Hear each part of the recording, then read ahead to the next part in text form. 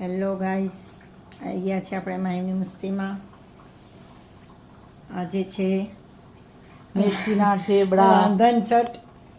દેખો સાસુમાં બનાવે છે ઢેબરા. મેથીના લસણિયા ઢેબરા રાંધન છઠના દિવસે કઢી એવા ગેસ guys. કંકોડાના એમાં શાક આવે છે ઘઉંનો લોટ, બાજરીનો લોટ, મરચું, મીઠું, લસણ, બીજું શું આવે? લસણ, છાશ, હમ. તેલ, અમને આવડે જ છે હો ગાઈસ, પણ આ બધાનો બાપુ આનો ટેસ્ટ આવે છે ખાલી. આ બદલાઈ જાય છે. હાથ બદલાઈ જાય. પાણીથી નહીં બાંધવાનો ને. પકોડી અમે બનાવવાના છીએ. જો પાણીપુરી માટે ચણા મૂકી દીધા છે, બટેકા કમ્પ્લીટ કરી દીધા છે, આમાં ગળી ચટણી બનાવી છે, પછી બધા મસાલા છે અંદર નાખવાના. દેખો ગાઈસ, ભેળ બનાવવા માટે મમરા બી કરી દીધા છે રેડી. સેવ છે, આ ગ્રીન ચટણી છે, આ લસણની ચટણી છે, પછી સેન્ડવિચ બી બનાવી છે અમે, તો એ સેન્ડવિચ બી લાવી દીધી છે.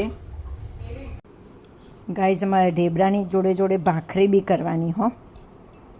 એ મારા સસુરજીને ના ચાલે, એમને ભાખરી તો જોઈએ જ, એટલે ભાખરીનો લોટ બાંધી દીધો છે. દેખો ગાઈઝ, ઢેબરા વણી ગયા છે, હવે ચડવાય છે. દેખો સાસુમાના લાલ લાલ ઢેબરા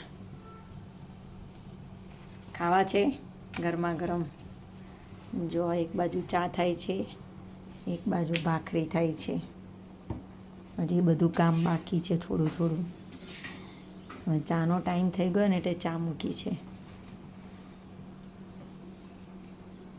આવી જજો બધા ઢેબરાનો ટેસ્ટ કરવા. લસણ, ફોલ લસણ, મરચા.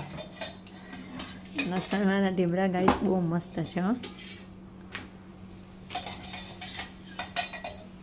દેખો ગાઈસ, ફાઇનલી ગેસ બાકી હતી એ બની ગઈ, કઢી બની ગઈ છે, અને કંકોડાનું શાક બની ગયું છે.